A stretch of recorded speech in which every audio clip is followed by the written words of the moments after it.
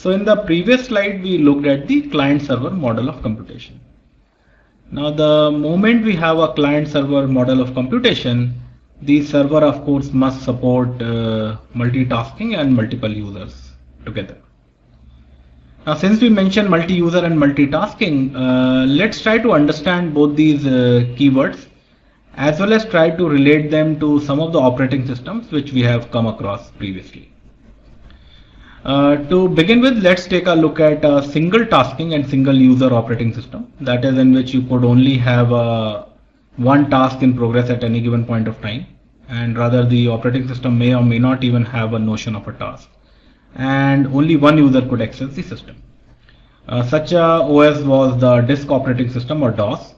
This was the one which Microsoft had originally designed for the IBM PC. In DOS, I'm not sure how many of you have worked with DOS though, but what used to happen was that you will give a command, press the enter and key and wait for it to complete. So there was no way in which you could run multiple commands together. There used to be something that we called as terminate and stay resident, TSR for short, and they provided some level of multitasking. What these programs would do is that they would load up in the memory, and then they will give the control back to you, but the memory part will stay resident, and hence the name terminate and stay resident.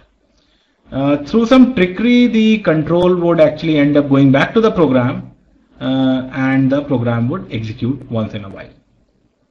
I would encourage you to Google up for TSRs and see as to how they operated. It is not something very complicated, but it's would be quite interesting for you to see as to how a notion of multiple processes could be introduced in something as simple as DOS. DOS never really had any protection. It allowed you full control of the underlying resources. Then you had multitasking but single user operating system. Examples are Windows 95, 98 and XP, in which you may or may not log in, but it should be just fine. So multiple processes will be in progress at the same time and resources will be shared between them. There is built-in protection to protect the system from runaway processes. That is, say a process starts allocating the entire memory, it should not kill the other running processes. Not much effort is there on the security, because as multiple users are not expected to be active simultaneously. Then you have full-fledged multitasking, multi-user operating systems, and these are the operating systems which are needed for the client-server model of computation. Examples are Windows NT 2000 and all Unix variants, Vista and 7. These will be the capability unlock versions, because what Vista and 7 do is they lock the capability. So multiple processes will be in progress at the same time from multiple users. Resources are shared amongst them, that is between the users as well as the processes. There is full-fledged protection from rogue processes as well as users. That is, security is built in.